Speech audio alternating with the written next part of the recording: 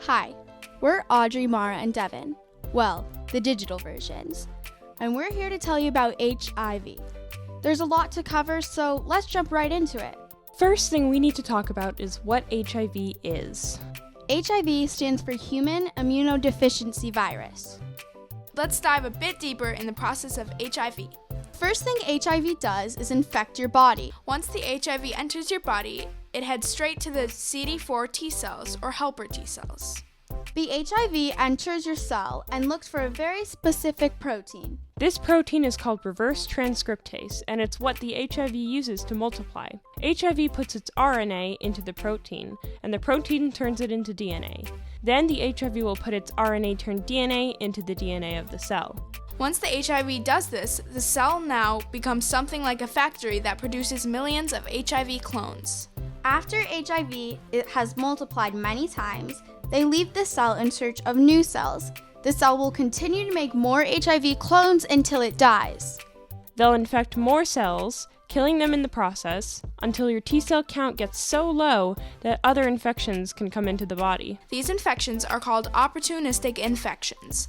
They're infections that couldn't get into the body before because the immune system is much stronger, but now can come in since the immune system is weakened. One thing that's important to understand is that it's not the HIV that kills you, it's the opportunistic infections. In the olden days, HIV/AIDS was basically a death sentence, and even now there isn't a cure.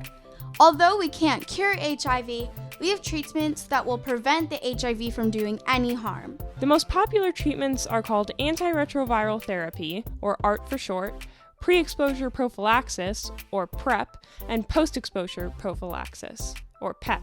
PrEP works pretty similar to ART. You take a pill that keeps the HIV from multiplying. It does this by blocking the HIV enzyme called reverse transcriptase, whose job it is to convert the HIV RNA into DNA. The only downside to both ART and PrEP is that you have to take the pills every day for the rest of your life, and the pills can be a bit hard on your body. If you think you've been exposed to HIV, you can ask your doctor about PEP. PEP keeps the HIV from entering your T cells, unlike PrEP and ART. You only need to take PEP once a month. One of the hardest things about making a cure to HIV is that it's so difficult to catch and kill. But we still have hope. People are working right now on cures involving all sorts of crazy methods. Thank you for watching.